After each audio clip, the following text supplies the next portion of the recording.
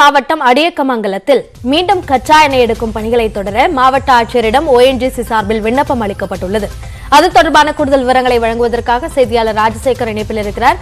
ராஜசேகர், ஏற்கனவே இது சார்ந்த ஒரு சிக்கல் எழுந்த போது மாவட்ட ஆட்சியர் தரப்பிலிருந்து எந்த அனுமதியும் வழங்கப்படவில்லை என்ற ஒரு விளக்கம் அளிக்கப்பட்டது. தற்போது மீண்டும் இதற்கான விண்ணப்பம் வழங்கப்பட்டிருக்கிறது. இது என்ன நிலையை அடுத்த கட்டமாக எட்டும்? கண்டிப்பாக அபிநயா, ONGC நிர்வாகம் என்பது திருவாரூர் மாவட்டம் மட்டுமல்லாமல் டெல்டா மாவட்டங்கள்ல 40 ஆண்டுகளாக எண்ணெய் எரிவாயு எடுத்து வருகிறது. இதற்கு விவசாயிகள் தொடர்ந்து எதிர்ப்பு தெரிவித்து வந்த நிலையில தற்பொழுது அந்த பல இடங்கள்ல பணிகள் என்பது நிறுத்தப்பட்டிருந்தது. இந்த நிலையில திருவாரூர் அருகே அடியக்கமங்கலம் பகுதியில PM5 என்கிற ரிக் என்பது கடந்த 2018ஆம் ஆண்டு அந்த பகுதி விவசாயிகள் போராட்டத்தின் அடிப்படையில் அந்த பணிகள் என்பது அங்கு நிறுத்தப்பட்டிருந்தது.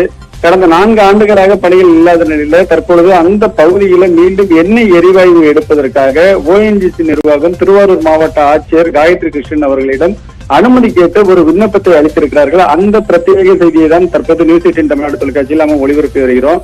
குறிப்பாக இந்த பகுதியில ONGC நிறுவனம் இந்த கச்சா எண்ணெய் எடுக்கிறார்களா அல்லது வேறு ஏதேனும் எடுக்கிறார்களா என்பதை தெளிவுபடுத்த வேண்டும். எங்கள் பகுதியில் விளைநிலங்கள்ல அடிக்கடி விவசாய நிலங்கள் பாதிக்கப்படுகிறது. ஆகையால் இந்த போன்ற பணிகளை தொடரக்கூடாது என தொடர்ந்து வலியுறுத்தி தான் விவசாயிகள் போராட்டத்தில் ஈடுபட்டு வந்தார்கள்.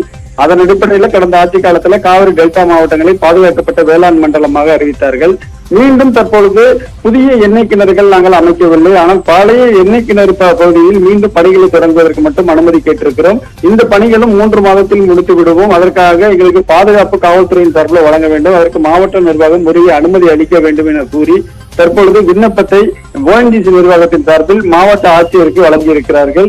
அதே நேரத்தில் இது சம்பந்தமாக சமாதான பேச்சுவார்த்தை கூட்டம் என அளித்ததற்கு அந்த பகுதியைச் சேர்ந்த விவசாயிகள் யாரும் வராத காரணத்தினால் இந்த பணிகளை தொடர்வதற்கு அந்த பகுதி விவசாயிகள் எதிர்ப்பு தெரிவித்து வரக்கூடிய ஒரு சூழல் என்பது நிலவி வருகிறது. அபிநயா,